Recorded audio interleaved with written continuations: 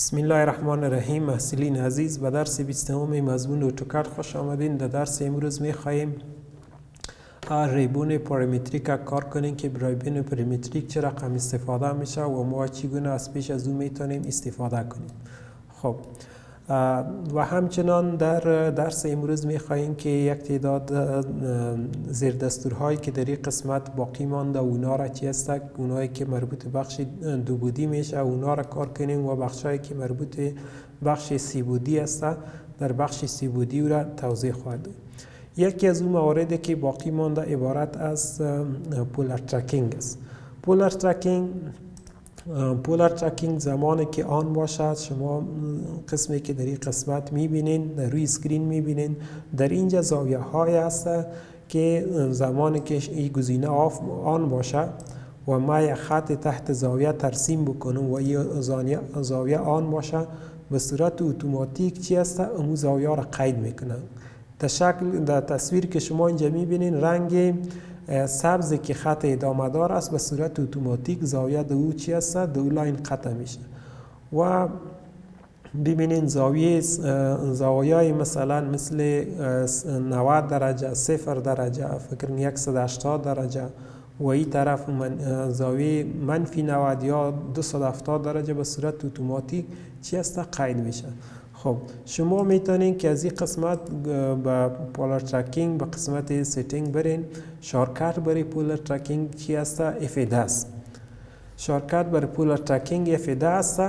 با F10 میتونین آن و آف بکنین و مثل دستورهای دیگه این در موقعی که نیاز است خوب است که آن باشد و موقعی که ما ضرورت نداریم بهتر است که آف باشه. خب در این قسمت شما فعلا زاویه 90 درجه و زاویه دیگه که است به صورت اتومات چی است یا انزرت هستن. اگر از اینجا شما روی گزینه نیو کلیک کنین، برای ما بگوین که زاویه 15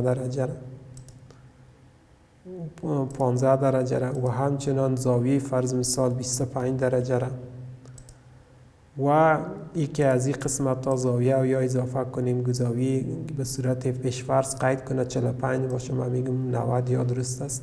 از اینجا اوکی بکنم و بیایم روی گزینه چی است از این قسمت اوکی بکنم. بعد از این که گزینه آن باشه ببینیم و محض از این که کرسر در راستای زاویه 15 درجه و یا نزدیک به زاویه 15 درجه قرار بگیره اتومات قید میشه.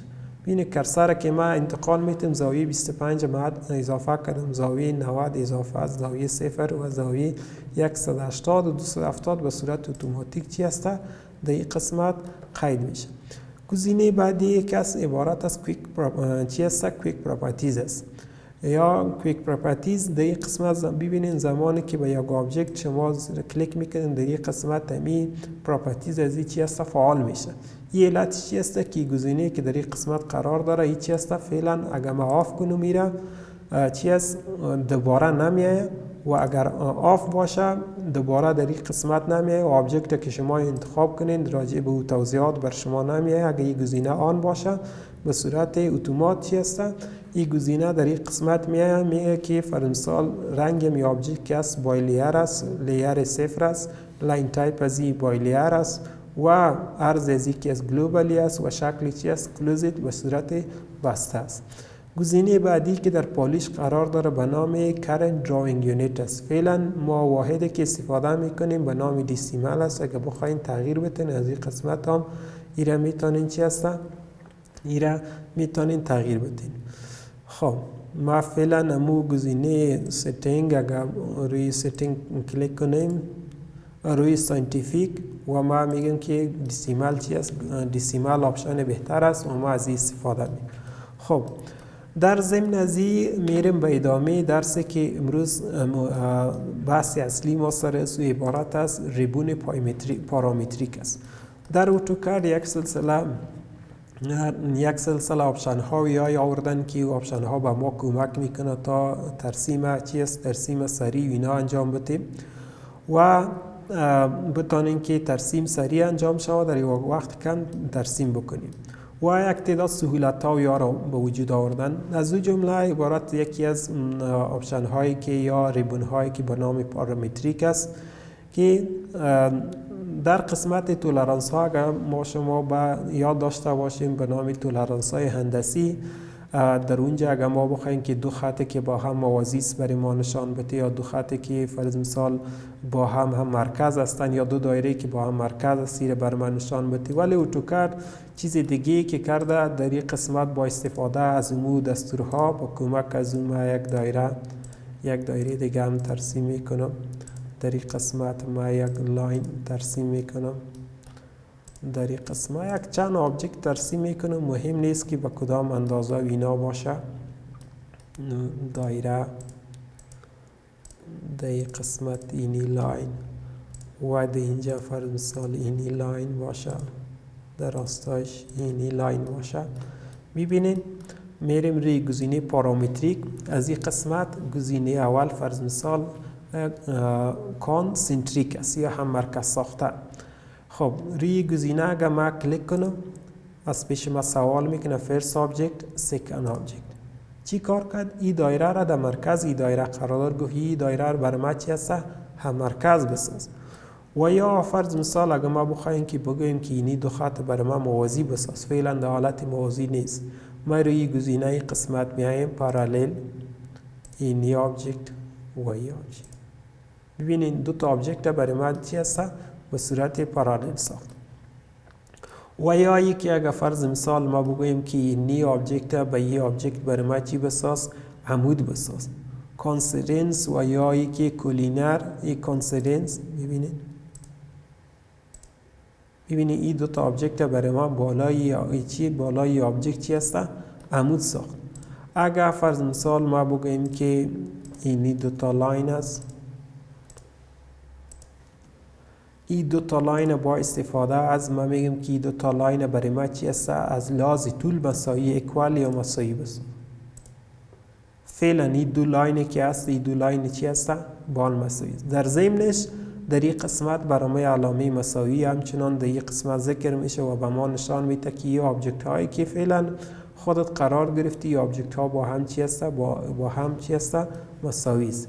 یا فرض مثال ما بخوایم که آبجکت بالای از این مماس بسازیم، اینی آبجکت ای را با ای چی هست؟ مماس بسازیم.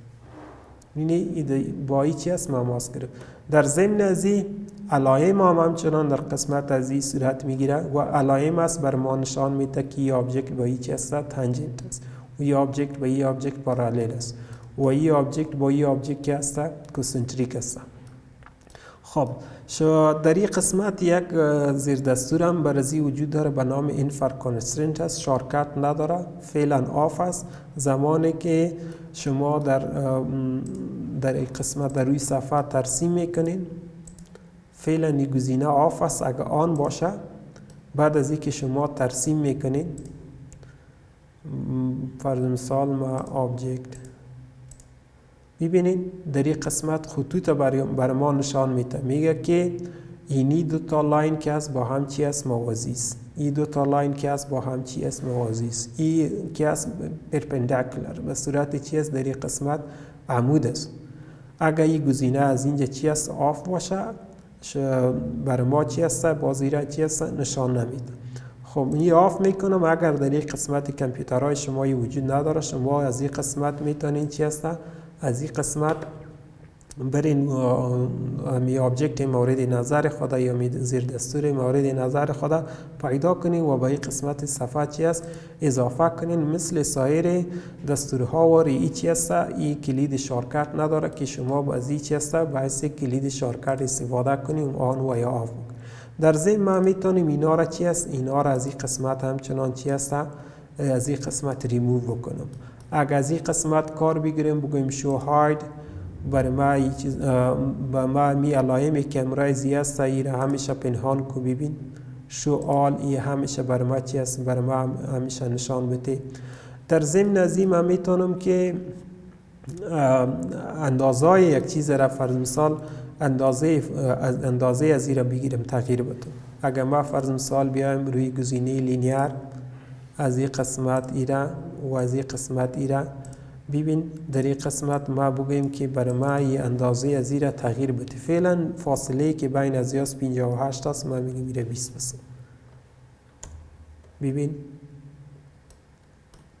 و یا ای که دو آبجکت که به این صورت در یک زاویه داره.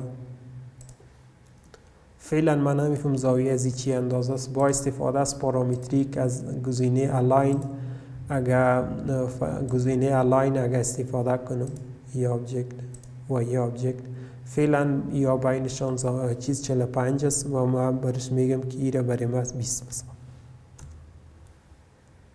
به این صورت میتونن که در چی است در اینا تغییر بیاره و به می ترتیب از این قسمت های زیل ازی به صورت لینیر، هوریزنتال، ورتیکال و در ضمن ازو ما قطره میتونم که اندازه قطره و یا اندازه زاویه انگولر. ببخشین این آبجکت قبلی به نام همسو کننده بود.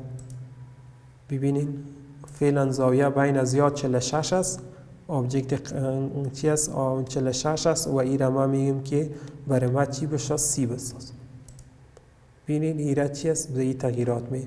آبجکت زیلی که بود او چی است به صورت مایل، اگر اندازه به صورت مایل باشه از این آبجکت الاینت یا همسو یا مایل از این قسمت چی است از این قسمت کار مینه. گزینه های بعدی از این شعار تغییر بتیم، فرض مثال قطر تغییر بتیم با استفاده از گزینه ها. ببینیم ما با استفاده از دیامتر و این قسمت روی پارامتریک از اینجا گزینه دیامتر با این قطر از این چیزا میخواین که تغییر بده. حتی شما میتونین که گفتین که روی از این تایپ کنی. حال فعلا ای 45 است، ما میگیم ای 60 باشه. یعنی اندازه قطر چی است؟ اندازه قطر از این چی است؟ ما تانستم که چی است تغییر بدم. خب تمام از این آپشن میتونیم اگر از اینجا آن باشه این نشان بده و اگر از اینجا آف باشه بر ما نشان نده. ما دیلیت کانسترینس یا این نقاط چی است دیلیت بکنم و از اینجا شروع بکنم و از اینجا فرض مثال تمامش چی است آف بکنم فعلا و یا یکی از اینجا تمام از این چی است پنهان بکنم. خب این بود گزینه پارامتریک که ما چگونه از گزینه پارامتریک چی است استفاده میکنیم. محصلین عزیز تا درس بعدی شما را به خداوند یکتا مهربان میسپارم. کامیاب و موفق باشید.